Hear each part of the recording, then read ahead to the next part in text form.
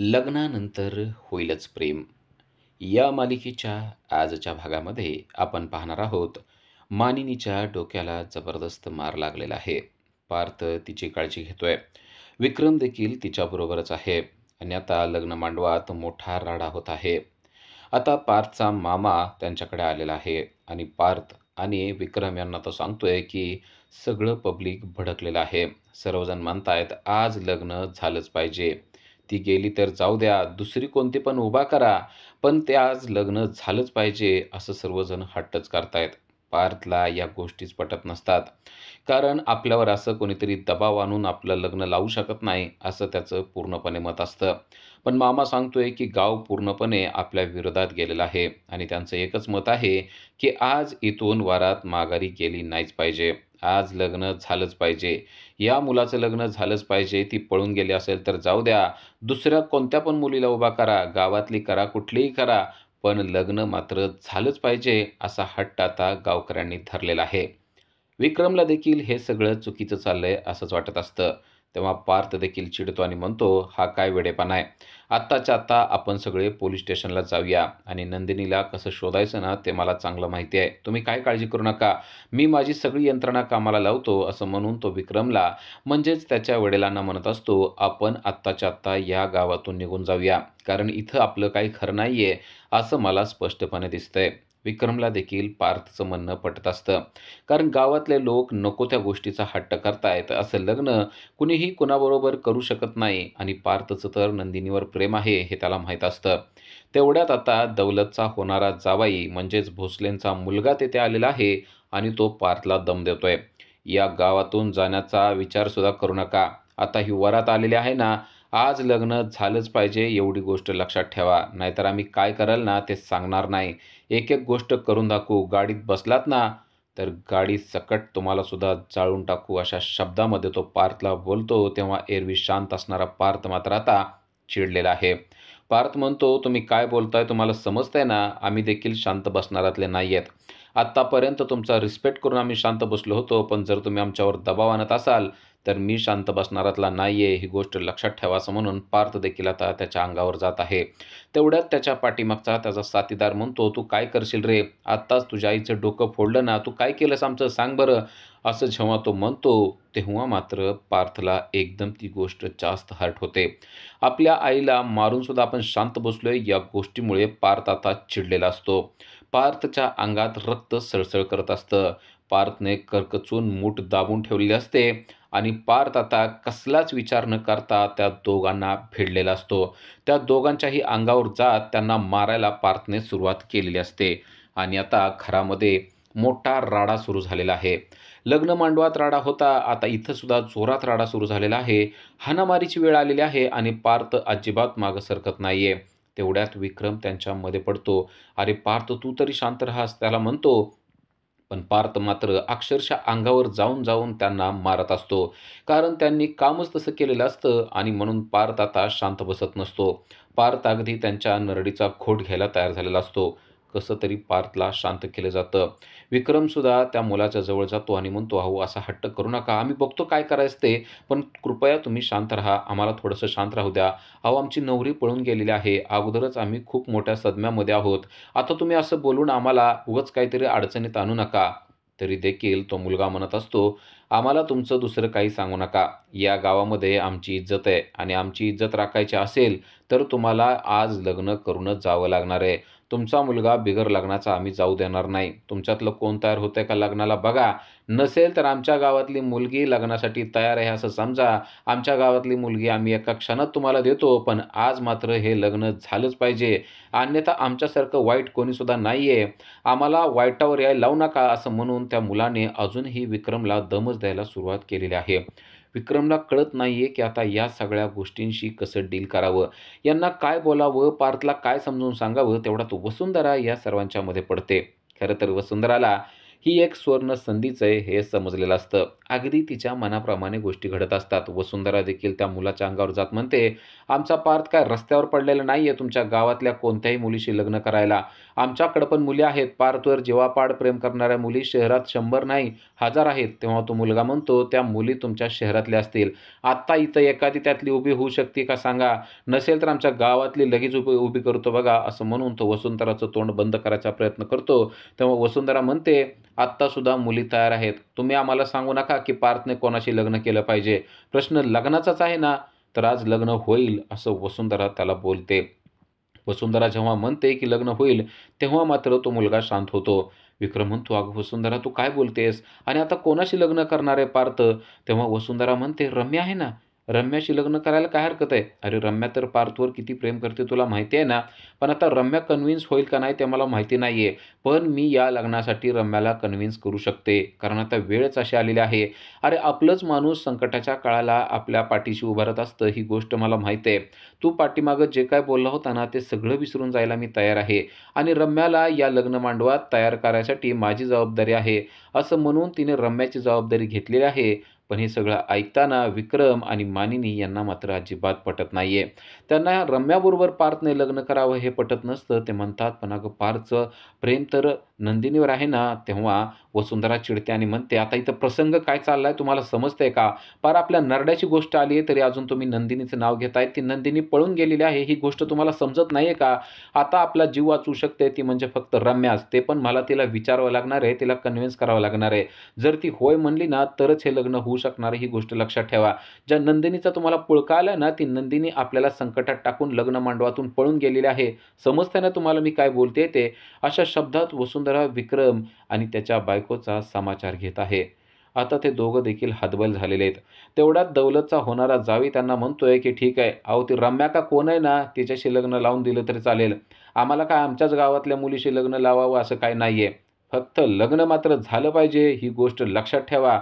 अन्यथा आमच्या एवढं वाईट कोणी नाही." अशी धमकीच त्याने दिलेली आहे.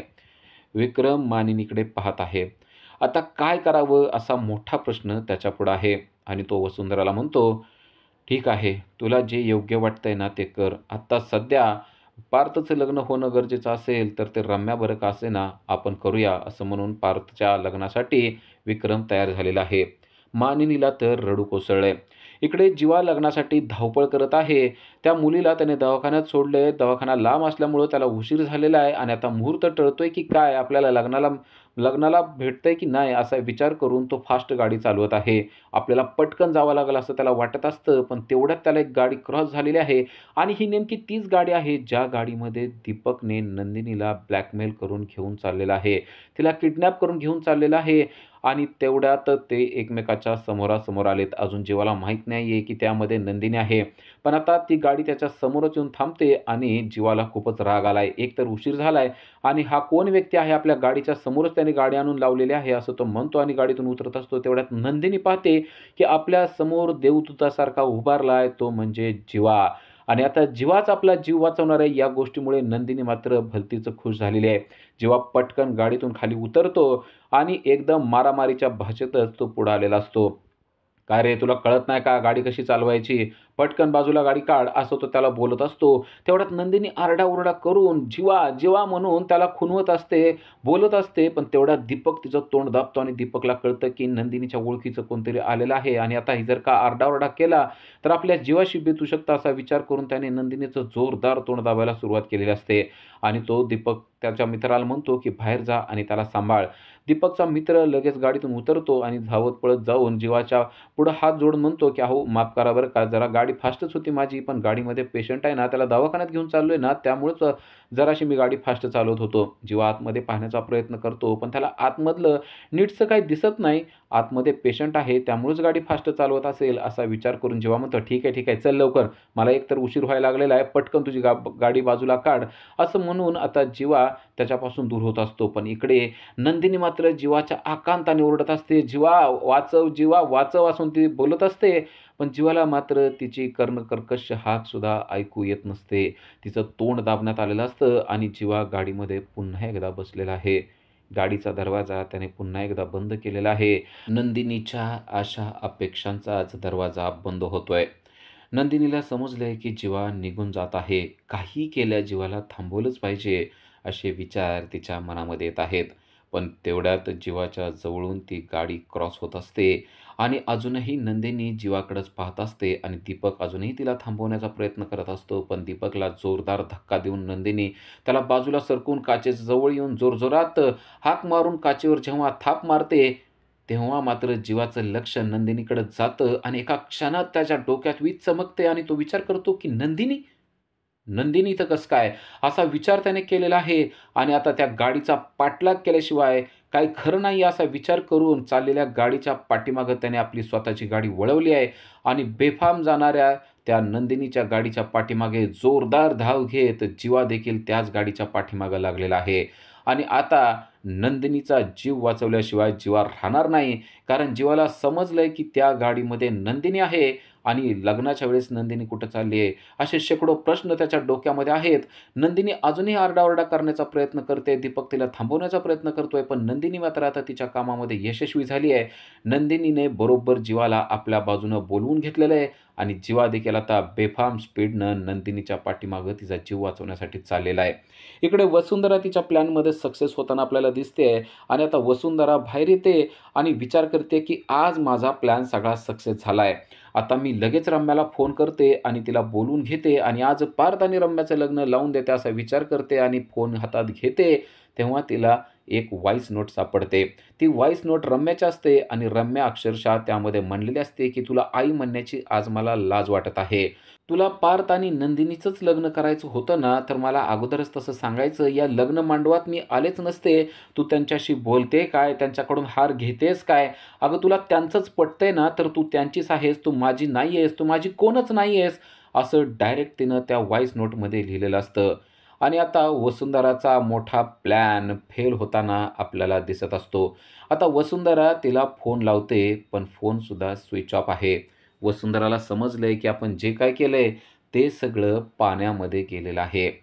रम्या आता आपल्याला सापडणं शक्य नाहीये आणि जर का रम्या सापडली नाही, तर पार्थ आणि रम्याचं लग्न होणं अशक्य आहे, ही गोष्टसुद्धा तिला समजते आहे. ती वारंवार रम्याला फोन लावत आहे, पण रम्याचा फोन स्विच ऑफ आहे. कारण रम्या चिडलेली आहे आणि तिला असं वाटलेलं आहे, की आज पार्थ आणि नंदिनीचंच लग्न होणार आहे. त्यामुळे या लग्न मांडवात आपण थांबणं चुकीचं आहे. तेवढ्यात विक्रम तेथे येतो आणि वसुंधरापुढे अक्षरशः हात जोडून तो म्हणतो, की "खरंच ताई मी चुकलो होतो. आज तू ताई म्हणूनच माझ्या पाठीशी उभी राहिलेली आहेस. या लग्न मांडवात तूच मला खरा आधार दिलेला आहेस. आत्ताच्या आत्ता रम्याला बोलवून घे. आपण हे लग्न लावून देऊया." असं म्हणून पुन्हा पुन्हा तो वसुंधराच्या पुढं हात जोडत आहे. वसुंधराला आता काय बोलावं तेच कळत नाहीये. रम्या देखील कुठेतरी निघून गेलेली आहे, असं विक्रमला कसं सांगावं हेच तिला कळत नाहीये. खरं तर रम्यासाठीच हे सगळं जुळवून आणलेलं होतं. पण आता नेमकी तीच ऐन वेळेला निघून गेलेली आहे आणि आता तिला कुठं शोधावं असा प्रश्न देखील वसुंधराला पडलेला आहे. आता ही सुवर्ण वेळ होती, आता लग्न झालं असतं असं तिला वाटतंय. पण आता ही गोल्डन अपॉर्च्युनिटी मात्र रम्यानं मिस केली आहे हे तिला माहीत आहे. इकडं मंत्री भोसले दौलतच्या समोर बसलेले आहेत आणि ते म्हणतायत, की काही जरी झालं तरी आज लग्न झालंच पाहिजे. आमचा अपमान इथं करून तुम्ही आम्हाला पाठवू नका. आम्ही सांगतोय ते ऐका.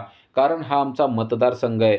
आमच्या मतदारसंघातून जर का कोणती वरात मुलगी पळून गेली आहे म्हणून माघारी गेली तर आमची काय बदनामी होईल याचा विचार तुम्ही करा, असं तो दौलतला म्हणतोय. धनंजय आणि धनंजयच्या बायकोला काय बोलावं तेच कळत नाहीये. दौलत म्हणतोय, की "नाही, असं नाही होणार. आपण काहीतरी पर्याय करूया," असं तो मंत्री भोसलेंना म्हणतोय. मंत्री भोसले म्हणतात, "काय पर्याय करायचा आहे? लग्न लावलंच पाहिजे हाच एकमेव पर्याय आहे." दौलत म्हणतो, "अहो, पण कोणाशी लग्न लावायचं?" तेव्हा मंत्री म्हणतात, की "कोणाशी म्हणजे गावात काही मुली नाही आहेत का? कोणत्याही मुलीला उभी करा, पण आज लग्न हे झालं पाहिजे. आमच्या प्रतिष्ठेचा प्रश्न आहे आता. अशी वरात माघारी जाऊ देऊ नका. नाहीतर आम्ही काय आहोत आणि कसे आहोत तुम्हाला माहीत आहे ना. तुमची आमची सोयरीक मोडायला आम्हाला एक क्षणसुद्धा लागणार नाही. आमची बदनामी टाळायची असेल तर हे लग्न झालंच पाहिजे एवढं लक्षात ठेवा." दौलत अक्षरशः हात जोडून त्यांना म्हणत असतो, "अहो असं नका करू. सोयरीक नका मोडू. आम्ही काहीतरी पर्याय काढू." आणि मंत्री म्हणत असतात, "पर्याय मी सांगितलाय तुम्हाला. आत्ताच्या आत्ता गावातली एक मुलगी तयार करा आणि तिला त्या लग्नासाठी उभा करा. तुम्हाला कोण तयार होत नसेल तर आम्हाला सांगा. आम्ही सांगतो शेकडो मुली आहेत, पण आज लग्न मात्र लागलंच पाहिजे ही गोष्ट लक्षात ठेवा." ती मुलगी पळून गेल्याने खूप मोठा अनर्थ झालेला आहे आणि तो अनर्थ जर का टाळायचा असेल, तर आज लग्न होणं गरजेचं आहे. एवढी एकमेव गोष्ट आम्हाला कळते, बाकी आम्हाला काय कळत नाही, असं म्हणून त्याने सर्वांचं तोंड बंद करून टाकलंय. मंत्र्यांनी आता सर्वांवर दबावच आणलेला आहे. काही जरी झालं तरी पार्थचं लग्न आज झालं पाहिजे, या गोष्टीवर ते ठाम झालेले आहेत. आणि आता जर का लग्न लागलं नाही, तर दौलतच्या मुलीचं त्यांच्या मुलाशी होणारं लग्न मोडतंय की काय? यामुळं दौलत मात्र त्यांना म्हणतोय, "तुम्ही काहीच काळजी करू नका. मी पार्थला कसंही कन्व्हिन्स करेल, त्याला समजावून सांगेल, पण लग्न मात्र आज होणारच आहे." मंत्री भोसले देखील तटस्थपणे लग्न झालंच पाहिजे त्या गोष्टीवर ठाम आहेत. पण आता धनंजय आणि धनंजयची बायको यांना मात्र काय निर्णय घ्यावा ते कळत नाहीये. एकतर नंदिनी सापडत नाहीये आणि आता या पार्थचं कोणाशी लग्न लावावं असा प्रश्न देखील त्यांच्यापुढं उभारलेला आहे. पण मंत्री मात्र ऐकायला तयार नाहीयेत. त्या म्हणतायत, "आज आमच्या प्रतिष्ठेचा प्रश्न आहे. आज आमच्या मतदारसंघात आमची काय इज्जत राहणार आहे ना, याचा प्रश्न आहे. त्यामुळं पोलीस केस वगैरे कसल्या भानगडीत न पडता डायरेक्ट लग्नाची तयारी सुरू करा आणि एखाद्या मुलीला तयार करून हे लग्न लावा. तरच आमचे तुमचे संबंध चांगले राहतील. अन्यथा हे गाव पेटलं ना, तर काय होईल याचा विचार करा." अशी म्हणून त्यांनी धमकीसुद्धा द्यायला सुरुवात केली आहे. दौलतला नक्की कळलेलं आहे मंत्र्यांना नक्की काय अपेक्षित आहे. लग्न झालंच पाहिजे, तरच काहीतरी होणार आहे, अन्यथा खूप मोठा अपमान होणार आहे किंवा मारामारीसुद्धा होऊ शकते. गावातले लोक जाळपोळसुद्धा करू शकतात. या गोष्टीमुळे दौलत पुरता घाबरलाय. त्याचबरोबर आपल्या मुलीची सोयरीक तुटतेय का काय या गोष्टीमुळे देखील दौलत पुरता घाबरून गेलेला आहे. या पार्थचं काही करून लग्न लावायचं असा विचारच आता त्याने मनामध्ये केलेला आहे. तोपर्यंत इकडं विक्रम मानिनीकडे आलेला आहे आणि तो म्हणतोय, की "अरे, रम्या देखील आता इथं नाहीये. काय करावं तेच मला कळत नाहीये. रम्याला शोधण्यासाठी गेलो होतो, पण रम्या देखील लग्न मांडवत नाही. ती कुठेतरी रुसून गेलेली आहे," असं तो सांगतो. तेव्हा मानिनीला देखील पुन्हा एकदा धक्का बसलेला आहे. आता ही रम्यासुद्धा नसेल, तर पारचं लग्न गावातल्या कोणत्याही मुलीशी करायचं की काय? असा प्रश्न त्यांना पडलेला आहे. काय करावं आणि काय करू नये हेच त्यांना कळत नाहीये. मोठा प्रश्न त्यांच्यापुढे उभारलेला आहे. विक्रम तर अक्षरशः हतबल झालेला आहे. त्याला काहीच सुचत नाहीये. काय निर्णय घ्यावा तेच कळत नाही. तेवढ्यात इकडं मंत्री साहेबांना कळतं, की सावित्रीमाईनं एक भाकीत केलेलं होतं. ते म्हणजे सोयरीक मोडणार नाही, मात्र लग्नामध्ये संकट येणार आहे. या गोष्टीचा नेमका अर्थ काय हे त्यांना अजून समजलेलं नसतं. पण सावित्रीमाईनं सांगितलंय म्हणजे नक्कीच विचार करून सांगितलेलं असणार आहे, कारण त्यांना दूरदृष्टी आहे. त्यामुळे सोयरीक मोडणार नाही या शब्दाचा नेमका अर्थ काय आहे, असा विचार मंत्री भोसले करतात. तेव्हा त्यांना सुचतं, की सोयरीक मोडणार नाही याचा अर्थ तुम्हाला दुसरी कोणती मुलगी आहे का? तेव्हा ते म्हणतात, "हो, आम्हाला अजून 2 मुले आहेत." तेव्हा काव्याचं नाव घेतल्याबरोबर मंत्री म्हणतात, की काव्याचं आणि पार्थचं लग्न होणार आहे. बास, आता या व्यतिरिक्त दुसरं काहीही आमच्याशी बोलू नका." त्यांनी अगदी फर्मानच काढलेलं असतं. त्यांनी त्यांचा फैसलाच तिथं सुनावलेला असतो आणि आता त्यांच्या विरोधात काय बोलावं असा प्रश्न धनंजयला पण पडलेला असतो. तेव्हा दौलत म्हणतो, "डन, झालं. आज पार्थ आणि काव्याचंच लग्न होणार. तुम्ही काही काळजी करू नका. मात्र तुम्ही रुसून जाऊ नका," असं तो त्यांना म्हणत असतो. तेव्हा मंत्री म्हणतात, "आम्ही कुठंच जाणार नाही. पार्थ आणि काव्याचं लग्न आज होणार आणि त्यानंतरच आम्ही लग्न मांडवातून बाहेर पडणार." आता धनंजयला मात्र मोठा प्रश्न पडलाय. कारण पार्थ आणि काव्याचं लग्न कसं करावं? कारण पार्थचं प्रेम नंदिनीवर आहे, हे ह्यांना कसं समजावून सांगावं तेच त्याला कळत नाहीये. धनंजय त्यांना सांगण्याचा प्रयत्न करतो, पण मंत्री मात्र ऐकत नाहीत. आता आजी देखील ऐकत नसते. आजी म्हणते, "अगं काव्या देखील लग्नाचीच आहे ना, तिचं आज नाहीतर उद्या लग्न करायचंच आहे ना. मग आता नंदिनी निघून गेलेली आहे याचा विचार कर ना. काव्याचं आणि पार्थचंच लग्न व्हायला पाहिजे," असं आता आजीने देखील सांगितलेलं असतं. "गावातली परिस्थिती काय चालली आहे त्याचा विचार कर. अगं त्या दौलतच्या मुलीचं लग्न मोडेल तुला समजतंय का? तुझी नंदिनी निघून गेली आहे त्याचा परिणाम आमच्यावर का होऊ देतेस? काव्याचं पार्थशी लग्न करायला नक्की तुला काय प्रॉब्लेम आहे?" असं म्हणून आता आजीने देखील धनंजय आणि त्याच्या पत्नीवर फोर्स करायला सुरुवात केलेली आहे. ती त्यांना सांगते, की आज इथून पार्थला बिगर लग्नाचा जाऊच द्यायचा नाही. त्याचं आणि काव्याचं लग्न झालंच पाहिजे. आत्ताच्या आत्ता जाऊन तुम्ही विक्रमला सांगा, की पार्थचं लग्न होणार आहे आणि ते काव्याशी होणार आहे, असं तिने आता सुनावलंय. दौलत देखील या गोष्टीला तयार झालाय. बरं झालं काहीतरी चांगला पर्याय निघाला.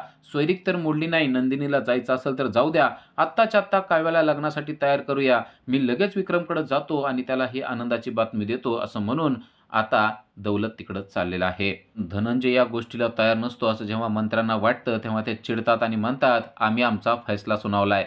आता आम्हाला तुमचं काही ऐकण्याची इच्छा नाहीये. नसेल तर दौलतच्या मुलीशी आमचा सोयरीक आम्ही मोडून टाकणार आहे. आता तुम्हाला काय निर्णय घ्यायचा आहे तो घ्या, असं म्हणून ते चिडून उठलेले आहेत.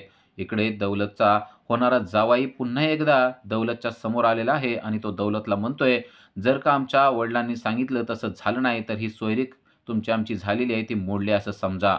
दौलत आता एकदम घाबरून गेलेला आहे. कारण त्याच्या मुलीचं लग्न मोडणार हे त्याच्या लक्षात आलेलं आहे. काहीही झालं तरी पार्थ आणि काव्याचं लग्न लागलंच पाहिजे, असा विचार आता त्याच्या डोक्यात आलेला आहे. ही बातमी आता डायरेक्ट पार्थला समजली आहे. तेव्हा पार्थ म्हणतो, "तुम्हाला काय वेड लागलंय का काय? मला नंदिनी आवडतीये, काव्या नव्हे. मी काव्याशी लग्न करणार नाही," असं तो डायरेक्ट बोलतो. तेव्हा मात्र विक्रम अक्षरशः त्याच्यापुढं हात जोडून उभा आहे. "पार्थ, आज या लग्नमांडवात एका बापाची इज्जत वाचव. आज सगळं काही तुझ्या हातात आहे. तू एक चांगला मुलगा आहेस, मला माहीत आहे." असं म्हणून त्यांनी अक्षरशः त्याच्यापुढं हात जोडलेले असतात. आपल्या वडिलांची ही झालेली हालत पाहून त्याला मात्र खूप वाईट वाटलंय. आपलं तर जीवापाड प्रेम फक्त नंदिनीवर आहे, पण आता वडिलांसाठी आपल्याला कुर्बानी द्यावी लागणार हे त्याला समजतंय. अशाच अपडेटसाठी आजच आमच्या चॅनलला सबस्क्राईब करा. Thank you.